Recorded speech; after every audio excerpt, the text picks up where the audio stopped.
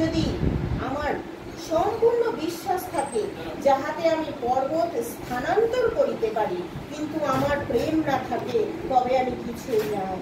আর যথা সর্বোচ্চ যদি দরিদ্রদিগকে খাওয়াইয়া দিই এবং পোড়াইবার জন্য আপন দেহ দান করি, কিন্তু আমার প্রেম না থাকে তবে আমার কিছুই লাভ হলো না। বলছে যদি আমি ঈশ্বরের দেওয়া সে আশীর্বাদ ভবিষ্যৎবাণী বলি, যদি পোড়ানোর জন্য নিজের দেহকে দিয়ে দিই, যদি আমার বস্ত্র কাউকে আমি খুলে দিয়ে দিই, কিন্তু আমার যদি প্রেম না থাকে তাহলে আমি কিছুই না। বলছে আমার সব কিছু বিফল। আজকে যদি রাস্তাঘাটে আমরা কোনো গরিব ভিক্ষুককে দেখি, আমরা দিয়ে তো দিই ভিক্ষা, কিন্তু পরে গিয়ে বলি আমি এতটা দিলাম, আমি ততটা দিলাম।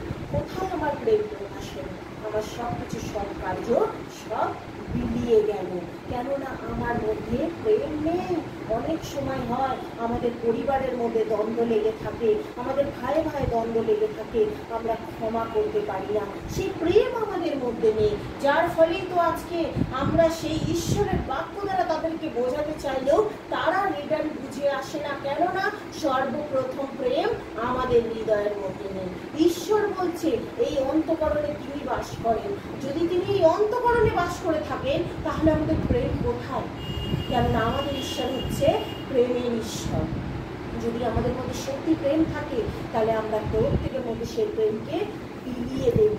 যদি আমাদের মধ্যে প্রেম থাকে, আমরা কারোর জন্য ভাববাণী বললেও ঈশ্বর সেটা সব প্রকাশ করবেন তার জীবনে। যদি আমার দেহকে আমি দান না করে তার জন্য প্রেমে প্রার্থনা করি, আমার দেহ সেটাকেই দান করা হলো, কেননা আমি তার জন্য ত্যাগ প্রায়শ্চিত্ত উপবাস সহকারে প্রার্থনা করছি। এটাই হচ্ছে তার জীবনের জন্য আমার প্রেমকে প্রকাশ করা। তাই ঈশ্বরের কাছে আমরা যাচনা করবো যে প্রভু আমরা যেন সবার আগে মানুষের সাথে প্রেমের বন্ধনে মিলিত হতে পারি, কেননা তাই তো প্রভুর বাক্য বলছে প্রেম চিরসহিষ্ণু, প্রেম মধুর, ঈর্ষা করে না, প্রেম আত্মশ্লাঘা করে না, গর্ব করে না, অশিষ্টাচারণ করে না, স্বার্থ চেষ্টা করে না, রাগিয়া ওঠে না, অপকার গণনা করে না, অধার্মিকতায় আনন্দ করে না, কিন্তু সত্যের সহিত আনন্দ করে, সকলেই বহন করে, সকলেই বিশ্বাস করে, সকলেই প্রত্যাশা করে, সকলেই ধৈর্যপূর্বক সহ্য করে। বলছে যাদের মধ্যে প্রেম থাকে তারা রাগও করে না, ঈর্ষাও করে না, অহংকার করে না, কখনো কাউকে নিয়ে মন্দ নিন্দা চর্চায় ব্যস্ত থাকে না। তারা প্রতিনিয়ত ভাবে যেখানে গোলযোগ সেখানে গিয়ে আমরা কিছু মীমাংসা করে না দিয়ে আসতে পারলেও তাদেরকে সেই প্রেমের বন্ধনে আমরা তাদের বুঝিয়ে দিয়ে আসতে পারবো। এটাই আমাদের বিশ্বাসীদের কাজ। তাই আমরা যেন ঈশ্বরের সেই প্রেমকে স্মরণ করি, কেননা ঈশ্বরকে যখন আমরা ক্রুশে দিয়েছিলাম তখন কিন্তু তিনি চাইলে পারতেন আমাদের পাপকে না ক্ষমা করে, কিন্তু তিনি এতটাই ভালোবাসলেন যে তাকে আমরা নিজের হাতে করে মেরেছি, তারপরেও তিনি ক্ষমা করে তার ভালোবাসা তিনি আমাদেরকে দিয়েছেন। তার এতটা ভালোবাসা দিয়েছেন যে তার রক্তের মূল্যরূপে তিনি শয়তান থেকে আমাদেরকে কিনে নিয়েছেন আর বলেছেন যে হে আমার যুবক যুবতী, আমি তোমাদের জন্য নিজের রক্তকে দিয়েছি। তাই ঈশ্বরের প্রেমের জন্য আমরা যেন আগে এগিয়ে আসতে পারি। হয়তো আমরা পারবো না অধিক কিছু করতে, কিন্তু ঈশ্বরের রাজ্যের জন্য যেন একটুকুনি হলেও আমরা করতে পারি, কেননা এখানে আমরা যা কাটবো ওখানে গিয়ে আমরা তাই করবো। যদি আমাদের এখানে ফসল যদি ভালো হয় আমাদের ওখানে গিয়ে ফলনও ভালো হবে। এখানকার ফসল যদি আমাদের পচে যায় ওখানে গিয়ে আমাদের নরক যন্ত্রণা ভোগ করতে হবে। এখানে যদি আমরা পরিবার শাশুড়ি বৌমা, যদি ভাই ভাইয়ের মধ্যে, যদি স্বামী স্ত্রীর মধ্যে প্রেমের বন্ধন না থাকে তাহলে আমাদের প্রভু আমাদেরকে ওখানে স্থান দেবেন না।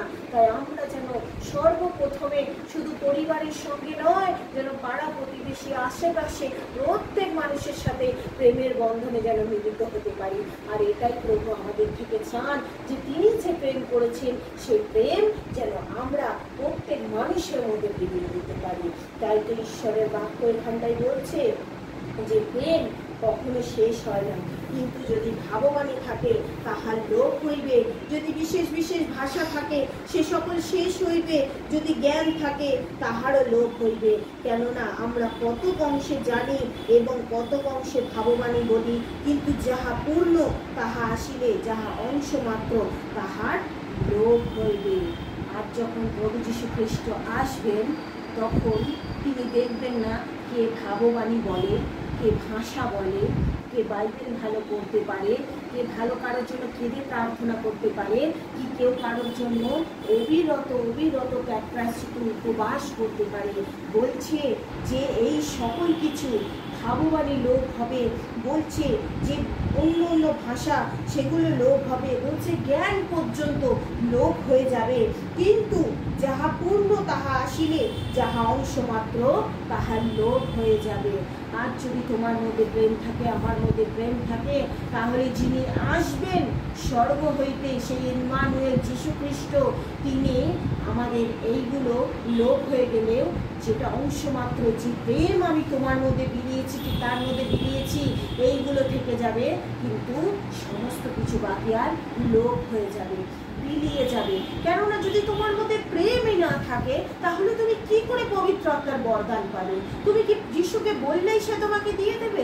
না, যিশু আগে বলবে তুমি কি তার সাথে প্রেমের বন্ধনে মিলিত হয়েছে, আগে প্রভু প্রশ্ন করবে। আমার জীবনে সব থেকে বড় একটা কাজ যেটা আমি ভালো করে আমার এখনো মনে পড়ে, যখন 2016-তে আমি যখন পবিত্র আত্মার বরদান পাই, তার